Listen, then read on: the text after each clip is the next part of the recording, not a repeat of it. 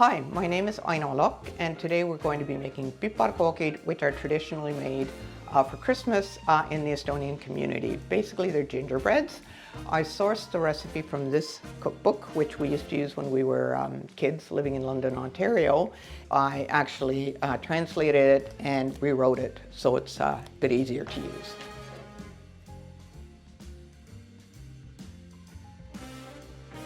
So we can get started now. The first thing we do is we have corn syrup that I'm going to heat up together with the spices. You heat the syrup and the spices until small little bubbles appear. You can already smell the spices. It's quite tantalizing. Next goes in the butter.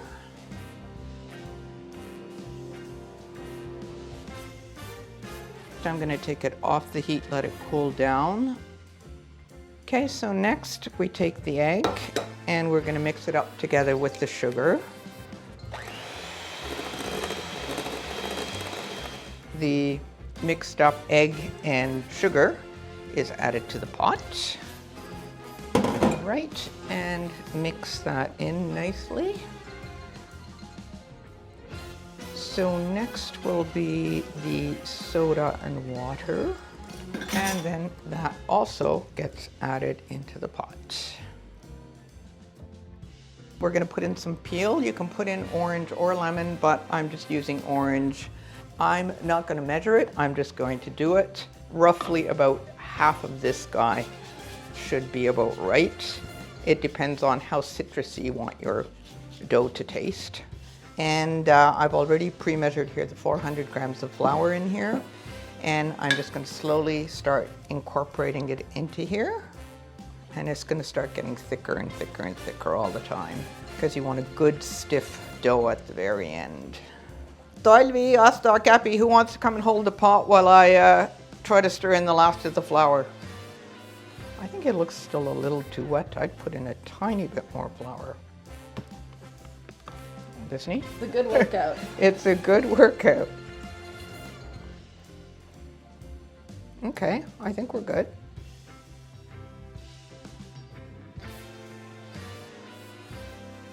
This is the dough is all ready, and basically you flour the base. You also flour the rolling pin, and generally I like slightly thinner cookies, so I tend to roll my dough a little bit thinner. My sisters seem to like them a little bit thicker. So which is fine, there's a little bit of something for everyone. My name is Asta Lokk, and I'm going to be making the first shapes here. And these cookie cutters are ones we used when we were little and made the cookies at home. I'll probably make a few of the same shape and then maybe a few different ones. Okay, I'm the third Lokk sister, Käbi, and after the cookies have been cut, we place them on the pan. They don't expand much, so you don't really need to leave much space between them. We're going to glaze these. Now, you don't have to, but what this does is makes the cookies nice and shiny, and it also helps the decoration stick to it so they don't fall off when you take the cookies out of the oven. There we are. Okay, now they're ready to be decorated. Next step. I am Talvi, I'm Aino's niece, and I'm going to be decorating the cookies. So here we have raisins, cranberries, currants, red and green sprinkles, and almonds. I like to make patterns out of the cookies that I decorate. Sometimes very simple patterns where I'm just making a little star shape out of the flour. Sometimes I get kicked off of decorating duty because I'm too meticulous in making pretty patterns. Sometimes you end up with something very simple like that just to speed up the process.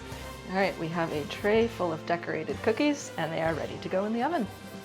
So we are going to place them here for 7 minutes, and at that point they should be all nice, ready, and just a little soft.